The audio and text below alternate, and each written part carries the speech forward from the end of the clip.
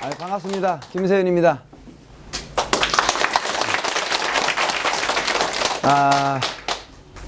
누가 아파서 살고 싶은 사람이 어디 있겠어요, 그죠? 아프지 않고 건강하게 살고 싶은 것은 어느 누구든 다 그 소망이고 그리고 또 바람일 겁니다. 그래서 오늘은 여러분과 왜 이렇게 아픈 사람이 많은지, 어떻게 해야지 우리는 건강하게 살 수 있는지, 병원은 정말 꼭 언제 가야 되는지, 이런 것들을 우리가 서로 알아보는 그런 시간이 됐으면 좋겠습니다. 그래서 제가 5%는 의사가 고치고 95%는 내 몸이 고친다라고 하는 책을 쓰게 된 동기도, 제가 오랫동안 건강과 관련된 일을 종사하면서 보니까 정말 많은 이들이 이 건강에 대한 가장 기본적인 이 지식과 상식, 이런 것들이 제대로 잡혀 있지 않고 그냥 TV에서 나오는 것, 그리고 다른 사람들이 얘기해 주는 것, 이런 것들에 어떻게 보면 매몰되어 있는 것 같더라고요. 그래서 아프면 무조건 병원에 달려가고 병원에서 모든 것을 다 고쳐줄 것이라고 생각을 하고 있는데, 돌이켜보면 우리가 조금만 더 생각해 본다면 왜 병원은 늘어나고 그 다음에 제약회사도 많아지고 그러는데 아픈 이들은 왜 또 같이 더불어서 많아지는지 한번 생각해 보신 적이 있습니까, 여러분? 그래서 저는 그 부분을 오늘 여러분하고 같이 제대로 이해하는 시간이 됐으면 좋겠어요. 왜 아픈 사람이 많을까요? 현대인들은 어떤 쪽으로 더 아픈 사람이 많을까? 이런 것들을 보면 저는 병원에 가서 고쳐야 되는 병과 그리고 우리 스스로 고치는 병, 이것을 구분할 줄 아는 사람이 굉장히 지혜로운 사람일 것이다. 그래서 책에다가 5%는 의사가 고치고 95%는 내 몸이 고친다라는 이 의미는 무슨 뜻이냐? 말하자면 우리가 100가지의 아픈 것이 있다면 그 중에 제가 보기엔 한 5가지 정도는 병원의 도움을 받아야 되는 병이다라고 저는 생각을 하고 있습니다. 그래서 이 책을 쓰게 된 거고, 95% 정도, 즉 95가지 정도는 내가 스스로 고쳐도 되는 그런 병들이더라. 그것을 오늘 제가 이렇게 구분을 했어요. 그러니까 말하자면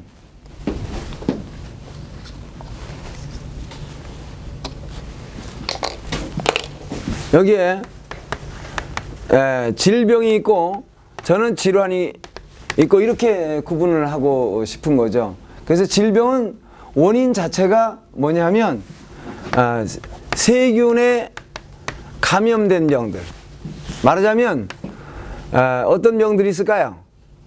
콜레라나 장티푸스나 또는 뭐 이질이나 뭐 이런 병들일 수 있을 거예요. 이런 병들은 대개는 어떻게 돼요? 급성이에요, 급성. 그 다음에 또 전염도 될 수 있어요, 없어요? 전염도 되는 것들이죠. 뭐 결핵도 여기 포함될 수 있겠어요. 이런 병들은 의사의 도움을, 또 약사의 도움을 받아야만 되는 그런 병들이라고 저는 정의를 내리고 싶다, 이런 얘기죠. 이건 이렇게 말씀드리면 누구나 다 이해하실 수 있겠죠. 그런데 이건 뭐냐 이거죠. 이거는 세균에 감염되거나 또는 이 급성 전염성, 이거와 전혀 대칭되는 그런 의미를 가지고 있는 병들을 얘기할 수 있겠어요. 이런 것들은 주로 그러니까 말하자면 비세균 이거, 그 다음에 또요 만성이고 비전염이에요. 그렇죠, 여러분? 그러니까 이것들은 어떻게 원인이 오느냐라고 생각해 볼 수 있냐면 주로 혈액의 오염을 생각해 볼 수 있겠다, 이런 얘기죠. 그러니까 다시 얘기하면 피가 탁해졌다. 그러니까 왜 피가 탁해졌을까? 그 원인을 오늘 이제 같이 이해를 해볼 거예요. 그러니까 피가 탁해졌고, 그래서 어떻게 돼요? 세포들이 어떻게 돼요?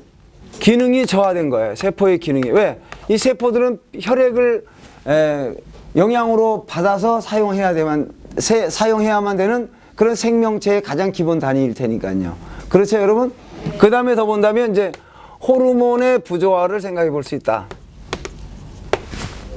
우리는 이런 혈액도 있지만 우리 몸의 마음의 상태나 이런 거에 따라서 우리 몸에는 어떤 여러 가지 눈에 보이지 않는 그런 호르몬들, 아주 극미량의 호르몬에 의해서 우리 대사가 조절되고 있다는 얘기죠. 그런 것들이 지금 조화를 이루지 못하고 있다. 그래서 오는 병들, 그럼 어떻게 예를 들어볼까요? 이런 병들의 대표적인 게 어떻게 볼 수 있겠어요? 가장 볼 수 있으면 이제 고지혈, 우리 얘기 많이 들어볼 겁니다. 피 속에 뭐가 많다는 거예요? 기름이 많다는 거예요. 기름이 많다는 거. 그 다음에 또 뭐죠?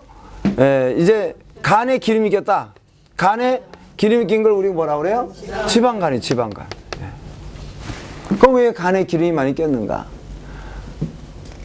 그러니까 간에서 처리할 수 없는 그런 독소들, 이런 것들이 너무 많이 밀려 들어오면 어떻게 처리할 수가 없으니까 일시적으로 한쪽에 저장을 해야 돼요.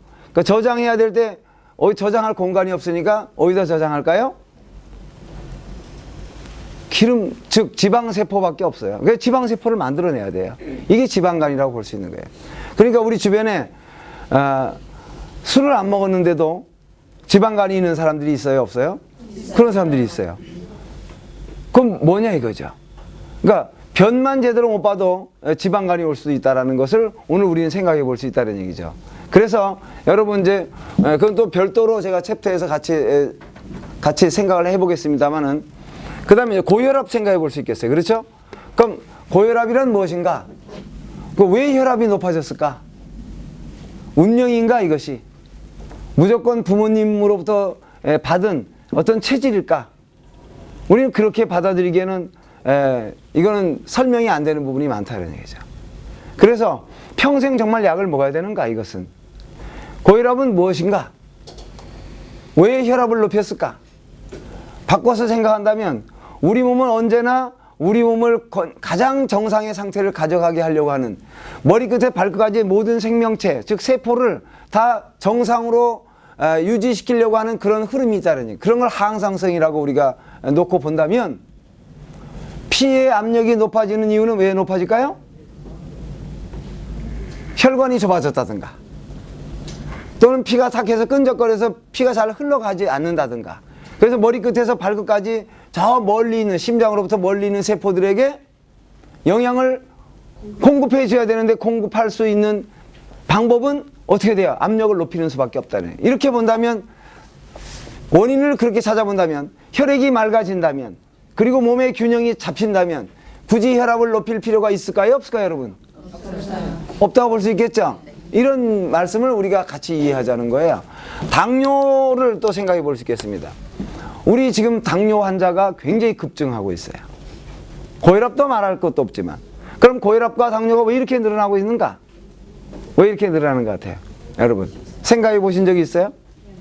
네. 도대체 왜 현대인들에게 고혈압, 당뇨는 마치 나이가 들면 어쩔 수 없이 받아들여야만 되는, 친구처럼 같이 정말 데리고 죽을 때까지 같이 가야만 되는 건가? 이것은 정말 맞는 얘기인가? 저는 여러분 생각해야 된다고 믿습니다. 제가 그동안 오랜 경험을 통해서 저도 처음에는 고혈압, 당뇨에 대한 개념을 정리하지 못했을 땐 그 부분에 대해서 이해하고 있었습니다. 그렇다라고 동의했습니다만은, 지나면서 우리 몸은 왜 그 아까운 당을 왜 오줌으로 버려야만 되는가? 이유가 있을 것이다 이거죠. 그런 부분을 오늘 여러분하고 이해하려고 하는 거죠.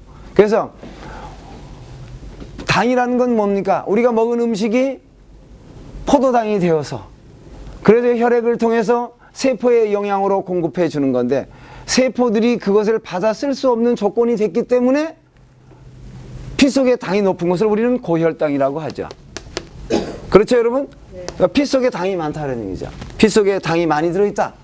그럼 고혈당이 오면 우리 몸은 어떻게 될까요? 우리 몸은 그 고혈당으로 인해서 혈관의 세포들이 1차로 어떻게 돼요? 그 높은 당 성분이 세포들을 어떻게 돼요? 다 쉽게 얘기하면 녹아버리게 한다는 얘기죠. 우리가 마치 설탕 성분의 고기를 재놓으면 흐물흐물 거리잖아요. 혈관도 그렇게 될 수 있는 것을 우리 몸은 알까요? 모를까요? 그것을 알기 때문에 어떤 센서를 장착을 시켰느냐? 콩팥에다 그 센서를 장착을 시켰어요. 그래서 콩팥에서 어떻게 해요? 일정량 이상의 혈당, 즉 170ml per 데시리터예요.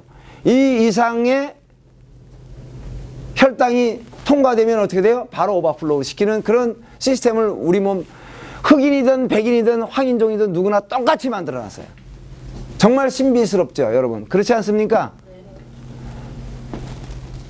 이 인체의 신비를 생각해 볼 때에 우리 몸은 스스로 살기 위해서 그런 시스템을 만들어놨어요.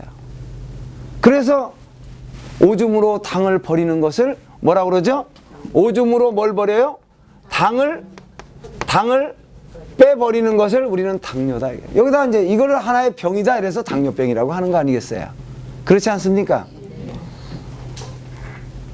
그럼 이 당뇨가 왔을 때 계속해서 이 당을 유지시켜 주기 위해서 약만 먹고 우리는 살아야만 되는 그런 운명을 정말 우리는 받아들여야 될 것인가? 팔자로 받아들일 것인가?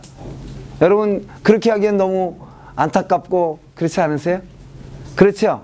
그래서 오늘 저는 여러분과 함께 어떻게 하니까 고혈압, 당뇨나 이런 난치성, 만성질환, 이게 거의 다 대부분 만성이고 전염이 안 되는 이런 병들. 예를 들어서 고혈압, 당뇨가 남편이 고혈압이고 당뇨라고 해서 아내가 고혈압, 당뇨를 같이 이어받지는 않잖아요. 그렇지 않습니까? 단지 이런 건 있을 수 있어요. 그 사람들의 생활 습관과 그 사람들의 식생활과 이런 것들이 그분들을 고혈압, 당뇨로 같이 갈 수 있게끔 만들어줄 수는 있다. 이렇게 생각해 보시는 게 오히려 더 합리적인 방법일 거다. 이런 얘기예요. 더러는 유전적으로 약하게 태어난 사람이 있을 거예요. 췌장의 베타세포가 약하게 태어나는 경우도 저는 있다라고 봐요. 그러나 거의 95% 정도는 유전이 아니라 뭐예요? 거의 내가 어떻게 살아왔는가가 내 몸에서 나타나는 거예요. 그러니까 저는 이것은 병이라고 본다면 이것은 대부분은 다 증상이에요. 그래요, 안 그래요, 여러분? 그러니까 질병은 우리가 병이라고 본다면 이것은 어떤 병으로 보지 말고 저는 하나의 나타난 증상.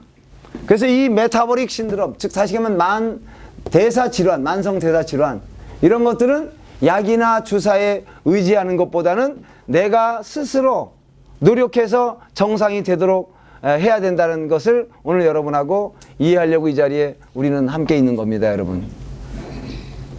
그럼 어떻게 해야 될 것인가? 어떻게 해야 될 것인가? 어떻게 해야 혈액이 맑아지고 어떻게 해야 세포들이 기능이 정상으로 살아나고 어떻게 해야 호르몬이 제대로 조화를 이룰 것인가? 이 부분을 오늘 이제 또 생각해 보도록 하겠습니다. 여기서 이제 아까 제가 이제 질병과 질환을 다른 각도로 잠깐 풀어본다면 이것은 치료를 한다라고 본다면 이건 치유의 개념이라고 보시면 좋겠습니다. 아셨습니까? 그러니까 영어로 뭐 굳이 이제 한번 또 구분하면 또 다른 이제 언어를 쓸 수 있어요. 이걸 큐어링이라고 한다면 이걸 힐링의 개념으로 볼 수 있겠죠, 여러분. 그렇죠? 이거를 트리트먼트의 개념으로 볼 수 있겠습니다. 말하면 처치한다. 그러면 이쪽은 뭘까요? 이쪽은 리커버링의 개념으로 보시면 좋겠어요. 리커버링. 이건 뭐예요? 회복하는 거예요. 다시 하면 질환은 고치거나 처치, 막 수술을 요법을 쓴다든가 뭐 이런 강제로 어떻게 막 잡아트는 게 아니라 질환은 질병을 하듯이 약과 주사가 아니라 어떻게 돼요? 스스로 치유될 수 있는 기회를 주고 스스로 회복할 수 있는 기회를 주는 것이다. 이렇게 이해하시면 여러분 훨씬 더 마음이 좀 편안해질 것 같아요.